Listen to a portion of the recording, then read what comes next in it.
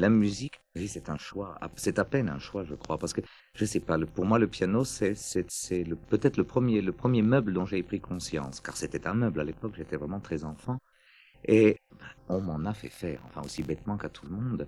J'en ai toujours fait, mais avec une totale passion, ce qui fait qu'aujourd'hui, non seulement le piano de façon générale, mais la musique est une part absolument essentiel de la vie. J'entends, je crois, autant que de voir, autant que de respirer, écouter de la musique, vivre avec de la musique, préparer mes conférences en musique, et c'est même pas un devoir, c'est un sens, si j'ose dire. J'en ai besoin et absolument besoin. Je voyage beaucoup, c'est vrai, j'en suis heureux.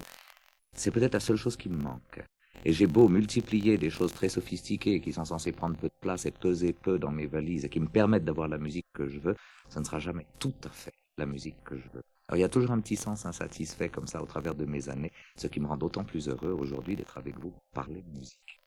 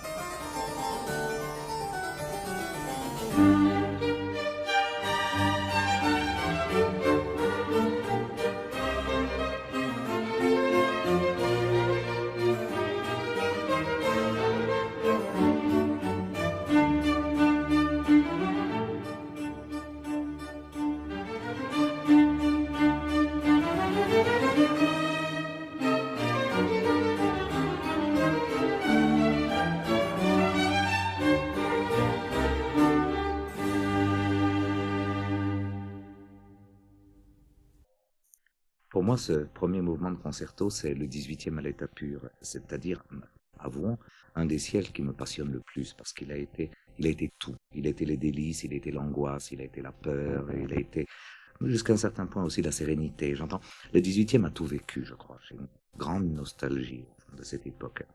Et en l'occurrence, j'avais préparé cette année, cet été, pour être plus précis, un voyage à travers la Bavière et l'Allemagne du Sud rococo. Un des, disons, sujets, domaines de l'histoire de l'art qui me tient le plus à cœur. Et naturellement, il y avait un arrêt à Bayreuth. Bayreuth, je comptais bien sûr rendre hommage à Wagner, bien sûr rendre hommage aussi à ce 19e tempétueux dont il a été l'un des chantres les plus étonnants, et puis aussi aller voir le petit château de quelqu'un qui pour moi était encore une entité très abstraite. C'était la margravine Sophie Wilhelmine de Bayreuth. Je savais que c'était une femme de lettres, je savais que c'était une femme brillante, je savais qu'elle avait reçu l'Europe entière à sa cour et à sa table. Je savais qu'elle s'était fait construire un château en ville, un château hors de ville, qu'il y avait des fontaines fabuleuses. Puis c'était un peu tout.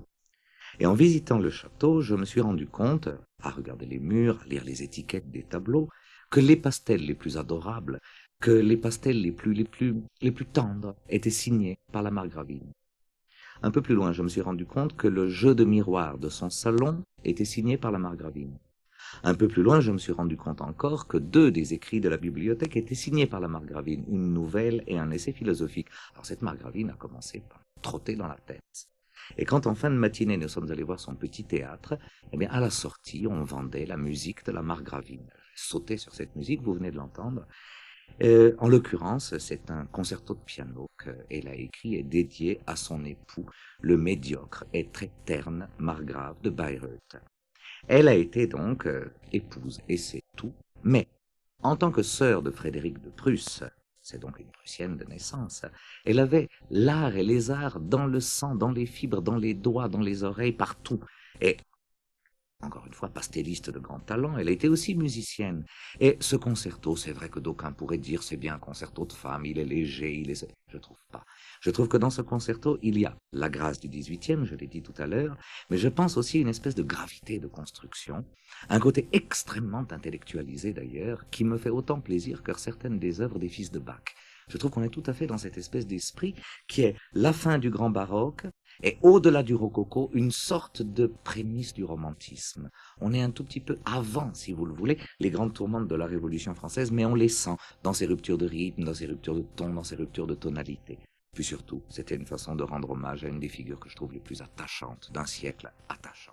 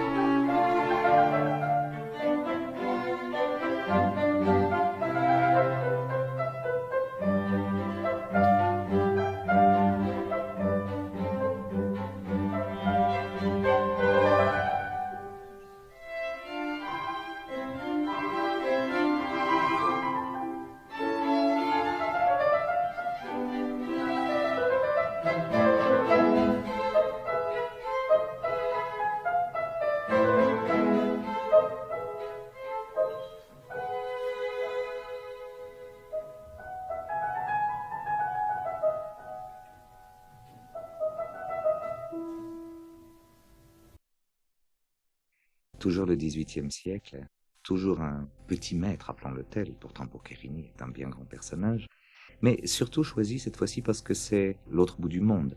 Je veux dire par là, j'avais envie de commencer par une sorte de tour d'Europe parce que toute cette Europe me tient à cœur. J'ai tellement au fond de privilège de pouvoir la sillonner en tous sens que rester dans cette même époque bénie qu'est le XVIIIe, mais aller voir ce qui se passait ailleurs me paraît très important. Compositeur italien, bien sûr, mais à la solde des rois d'Espagne, et peut-être du plus grand de tous, c'est Charles III. Et là, ce qui me fascine, c'est ceci que dans cette cour de Madrid, le roi n'est pas espagnol et le musicien n'est pas davantage. Nous sommes à l'époque des Bourbons, nous sommes à l'époque où tout est dominé par l'Italie, donc France-Italie, dans un cadre espagnol, nous donne cette musique qui est très étrange. Ça a l'air léger, les premières mesures tout au moins. Et plus on regarde de près les hardiesses de Boccherini, plus on se rend compte des hardiesses du roi, au fond. Et du même coup, plus on comprend combien il était dur, difficile, je pense, pour l'âme espagnole de s'acclimater à ce cosmopolitisme pour lequel elle était bien peu préparée, il faut bien le dire.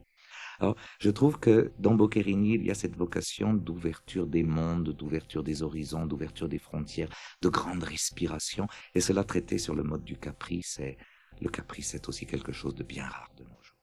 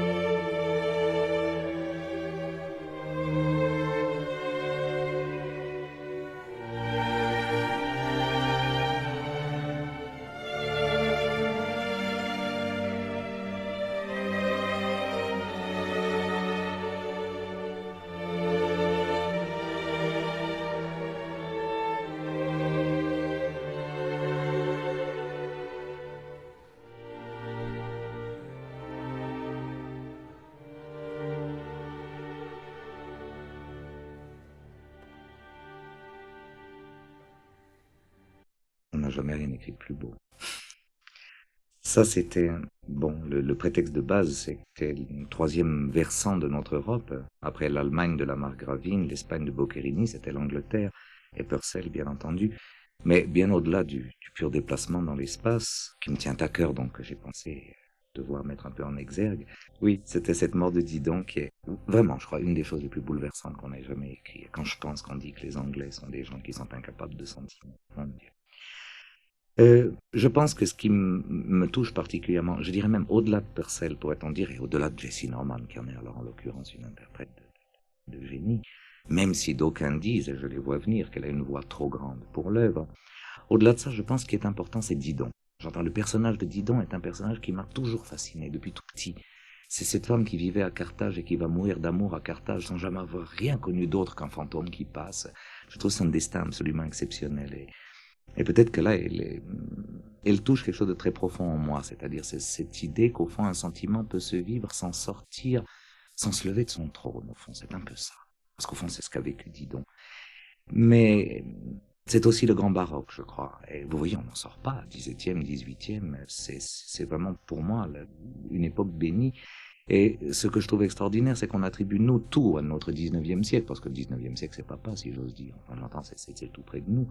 Et on découvre, en fait, que la plus grande intensité de sentiments, le plus grand bouleversement des sens qu'on ait osé risquer sur une telle scène de théâtre, comme avec un petit quintet de rien, comme Boccherini tout à l'heure, au fond, c'est dans ces siècles-là qu'on les a osés, littéralement.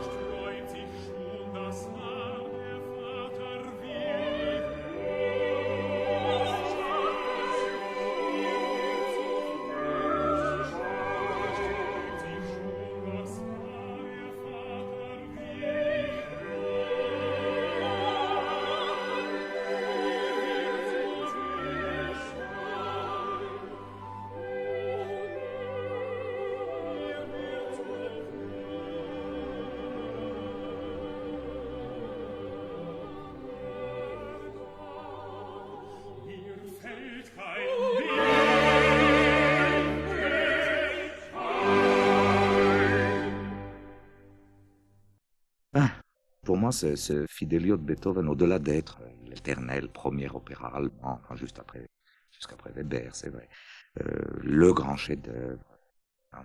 Pour moi, c'est quelque chose de fabuleux parce que au-delà du mythe de la liberté, au-delà du mythe de l'identité humaine qui est enfin reconnue, c'est un opéra de la découverte, au fond. Et ce qui est fantastique dans ce quatuor, c'est que c'est le quatuor de la découverte. Ils sont tous en train de découvrir leurs sentiments. L'amour, le père reconnaît l'amour de ses enfants. Du coup même, l'idée de besoin de liberté, l'envie de se libérer de tout ça, de se libérer de ses chaînes est en train de naître. Et Beethoven l'a montré de façon fabuleuse. Parce que, si vous avez remarqué, au fond, les quatre chantent tour à tour la même chose. C'est construit avec la rigueur d'une fugue, d'une fugue de la toute grande époque. Et pourtant, au-delà de ça, dans les modulations, dans ce que ressent chacun, dans ces apartés qui apparaissent sans cesse, ça devient aussi vibrant que l'hymne à la joie. C'est un hymne à la joie, ça n'a rien de triste, tout au contraire, c'est une espèce de glorieux éveil. On a l'impression d'une chrysalide qui est en train de se développer, et toute cette polyphonie de la fin, c'est un papillon extraordinairement bigarré, il faut le dire.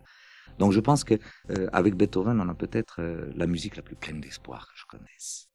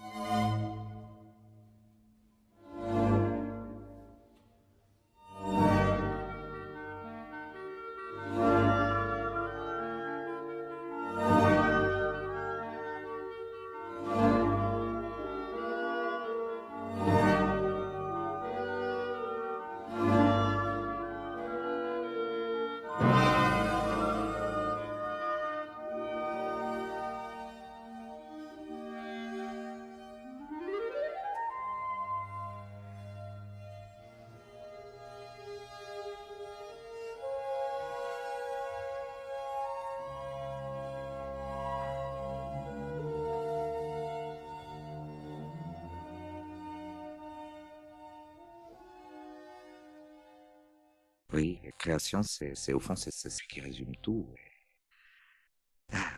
Depuis toujours, en fait, bon, j'ai la chance de m'occuper de beaucoup d'histoires des religions, de civilisations différentes, l'égyptienne, l'indienne, la chinoise, que sais-je encore, la nôtre, tiens, accessoirement. Et au fond, les mythes de cosmogonie, les mythes de naissance du monde m'ont toujours passionné. Mais passionné, j'en parle tant dès que je peux, dès qu'on ne me fixe pas un sujet de conférence, et hop, j'ai envie de parler de la naissance du monde, dans tel ou tel domaine, bien entendu, Égypte une fois, un d'une autre, que sais-je. Donc la création de Haydn me paraît être absolument exemplaire parce que, au-delà de l'idée de strict christianisme, disons même si c'est une œuvre commandée par un christianisme triomphant, Haydn me paraît avoir admirablement ressenti cette espèce de flou de l'éveil. Comme dans la civilisation égyptienne, comme dans ce chaos que les Égyptiens appelaient le Nun, comme dans les Védas, comme dans les ouvrages de Shinto, on a cette espèce de moment où tout est possible mais rien n'existe encore. Et dans ces dissonances comme ça qui traversent de façon fulgurante le bref passage que nous avons entendu, je sens quelque chose qui est bien au-delà de quelque chose d'allemand, si vous voulez, ou même d'européen. Tenez, allons jusque-là. Je sens quelque chose qu'on pourrait écouter de la même façon dans un temple hindou, dans un temple égyptien. Moi, j'aimerais écouter ça une fois à Abydos. J'aimerais écouter ça en pleine Égypte. Ça me ferait un bien fou. Et en fait, on voit tout au long de cette création qu'il faudrait bien sûr entendre au complet, mais déjà, ces premiers accents sont tellement phénoménaux, on voit le monde se déplier. Alors, on retrouve un peu cette idée de chrysalide à laquelle je tiens tellement, et je trouve on le ressent de nouveau de façon magistrale.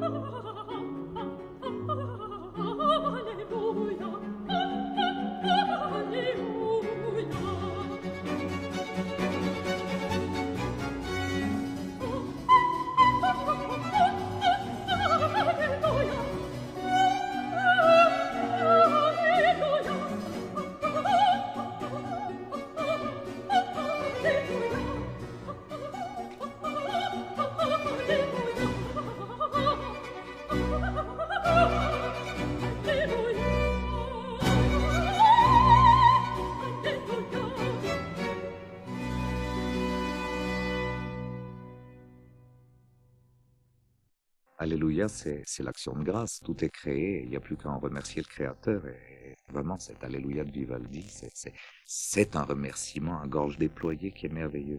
Et ça touche un autre monde qui, profondément, disons, m'émeut, c'est le monde de la virtuosité. J'avoue que j'ai pour le virtuose une admiration qui est absolument sans borne. Parce que préparer sa voix, rêver à pouvoir faire cela et en fait chanter à la gloire de Dieu de façon aussi professionnelle, tiens, disons-le, professionnelle, me paraît absolument incroyable. Et là, je pense que le 18e, que décidément j'ai de la peine à quitter, a permis des choses merveilleuses. C'est vrai qu'il y avait ces fameux gosiers d'or qu'on retrouvait de Saint-Marc de Venise à la grande maîtrise de Saint-Pierre, mais les musiciens l'ont si bien senti, ont si bien su jouer avec ces sortes d'archets phénoménaux que sont les cordes vocales ou des grands castrats que nous n'entendrons jamais, mais aussi des grands sopranos que nous pouvons entendre aujourd'hui encore. Et Vivaldi en particulier, dans ce fragment d'un motet qui s'appelle Et in furore, et donc dans la fureur, dans cet Alléluia qui est un Alléluia de fureur, mais d'une espèce de fureur joyeuse, je trouve, c'est tirer de la créature humaine, au fond, cette notion que Dieu a voulu, c'est la notion de perfection. Et je crois que quiconque peut toucher à la perfection rend hommage à Dieu.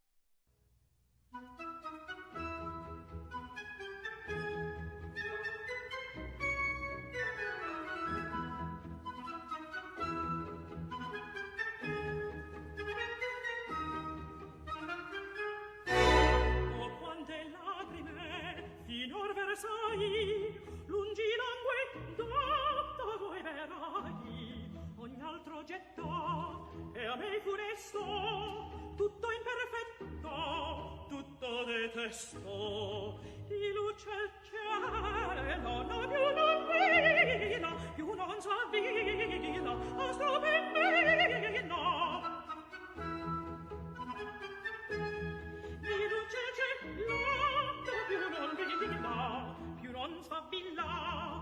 astro per mai, no, per me. Cara, tu sola mi dai la calma, ne rendi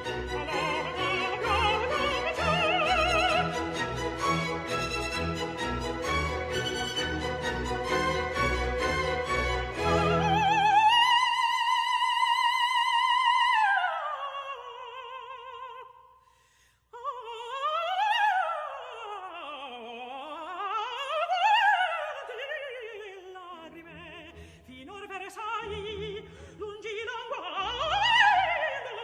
languasi, ogni altro gettò, e a me funesto, tutto imperfetto, tutto detesto. Di luce getto non vila, più non s'avvila, a sove meno. Di luce getto più non vila, più non s'avvila, a stro per mai, no, no, ora tu sola, mi dai la calma, e rendi all'alma, a tua verità.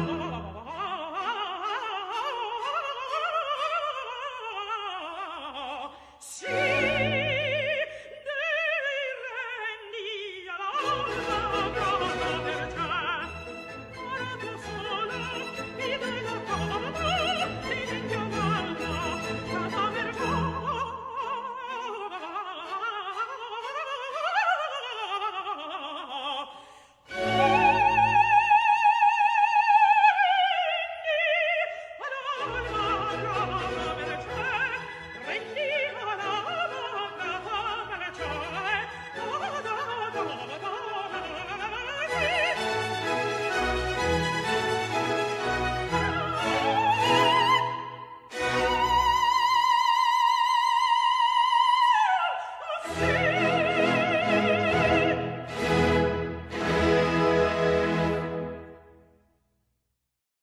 Ça, c'est la créature de Dieu, hein, dont on parlait tout à l'heure, c'est-à-dire celle qui a réussi à domestiquer les dons qui sont les siens, mais justement pour en faire cette espèce d'extraordinaire dépassement de soi-même. C'est pas possible de chanter comme ça.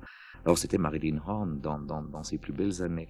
Et je dois dire juste à ce propos-là que Marilyn Horne, pour moi, était une espèce d'incarnation de Dieu, comme ça. Comme toute personne qui fait parfaitement ce qu'elle doit faire. Et j'avais ses disques, j'avais tout. Je lui ai couru après à peu près partout où je pouvais, où elle donnait des concerts. La dernière fois que je l'ai entendue, c'est tout récemment à New York. C'était un barbier de Séville. J'étais parti fou de joie. Et pour la première fois, elle était fatiguée. Pour la première fois, la voix n'y était plus. Pour la première fois, ce qu'on entendait dire comme ça dans les coulisses et dans les revues spécialisées, qu'on lit et qu'on jette après, s'avérait être vrai. Marilyn Horne n'était plus ce qu'elle avait été. Et je dois vous dire, je suis sorti de là, mais plus triste que j'ai jamais été triste. Parce que des gens comme ça doit être immortel.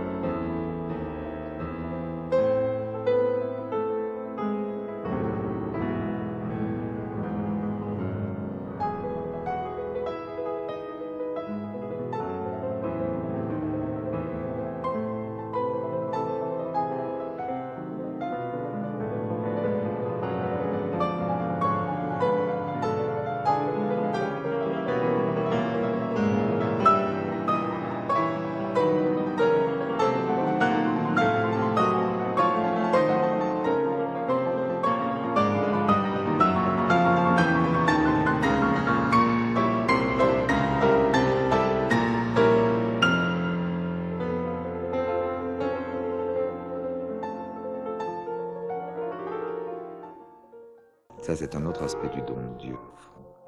Et puis, il vient de nous quitter, lui, c'est Jorge Bolet, qui est un des plus grands listiens qui soit. Et si je tenais à réentendre cette page de Liszt, c'est simplement que c'est le chasse-neige. Donc. Ce motif de mélodie qui est beau, mais qui est d'une simplicité presque enfantine, est entièrement soutenu par la virtuosité, donc par la maîtrise, encore une fois. C'est une espèce de géométrie de l'impossible, ce jeu des mains. Il suffit de voir la partition du chasse-neige. D'ailleurs, la partition, c'est beau comme une œuvre d'art. Hein. Tout se passe en haut et en bas, puis au milieu, il y a une espèce de tremblotis tout noir, qui est ce que le pianiste doit s'évertuer de faire. Croyez-moi, c'est redoutable. Et quand ça réussit à être, comme Bolet le donne ici, une sorte d'immense mélopée, comme à travers une steppe enneigée, je crois qu'on touche de nouveau à une espèce de véritable miracle de la musique. Alors là aussi, c'est pour moi une immense admiration et une immense émotion.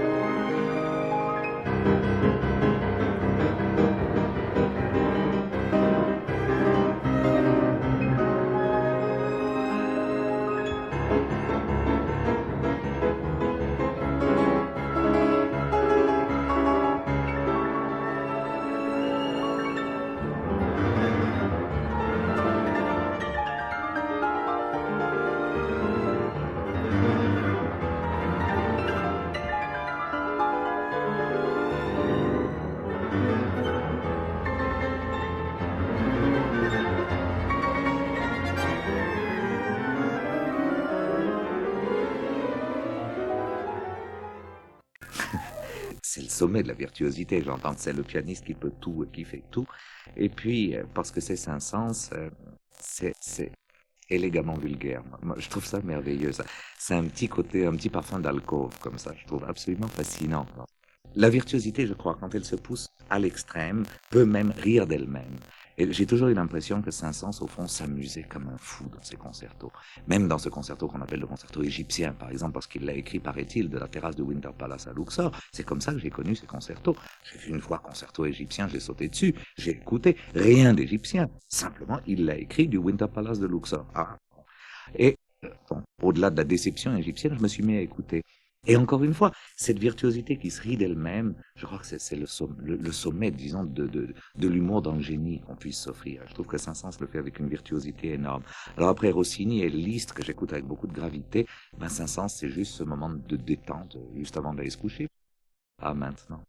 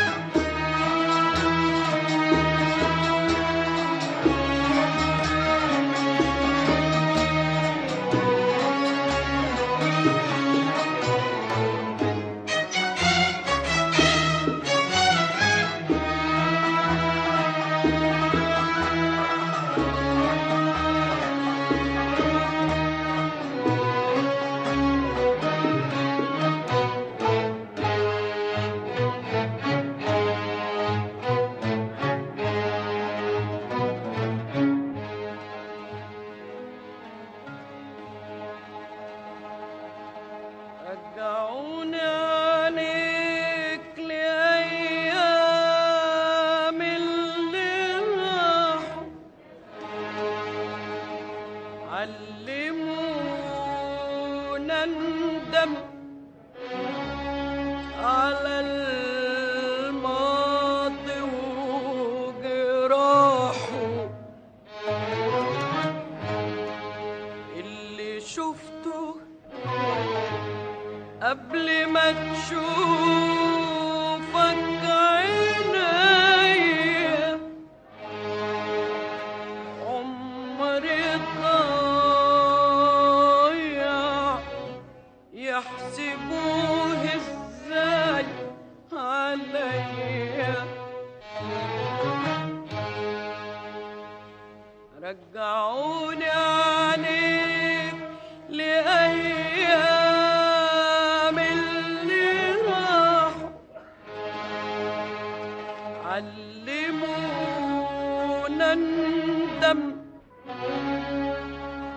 على الماضي وجراحه. Kalsoum, c'est bizarre. Je vais dire une phrase idiote qui est celle que disent tous les vieux Égyptiens. Ça me rappelle toute ma jeunesse. Mais je dois vous dire quand même, j'étais tout frais débarqué en Égypte. C'était un de mes premiers séjours longs. Et puis j'ai des amis qui ont décidé de me faire un cadeau de Noël. Et puis le cadeau de Noël, c'était une invitation à un concert donné par une dame qui s'appelait Kalsoum.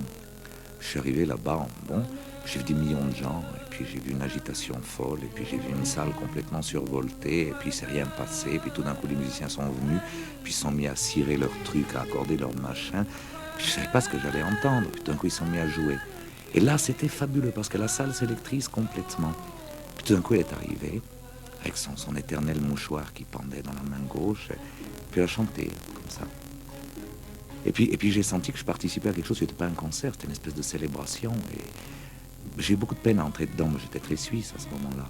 Et puis avec les années, comme ça, en l'entendant tout le temps, parce que vous savez, on l'entend partout en Égypte, depuis les kiosques qui vendent des cigarettes jusque dans les sociétés les plus hautes, au moins celles qui n'ont pas honte de leur culture. Et cela, j'avoue, je les méprise, mais toujours. Kalsoum, elle fait partie de l'Égypte, elle est l'Égypte, elle est l'horizon de l'Égypte, elle est le soleil de l'Égypte, je sais pas, c'est la voix d'Akhenaton, quoi. Et je pense qu'il n'y a pas eu de plus grand poète qu'elle, il n'y a peut-être pas eu de plus grand musicien qu'elle, ne serait-ce que quand la voix commence, sur ces longues, comment dire ça, labyrinthes de notes qui sont l'avènement même de cette voix, il y a quelque chose qui fait autant de plaisir que le soleil qui se lève sur Luxor. On va finir pour vous par une page de cristal, c'est tout simple et c'est si beau. Une étude posthume de Chopin.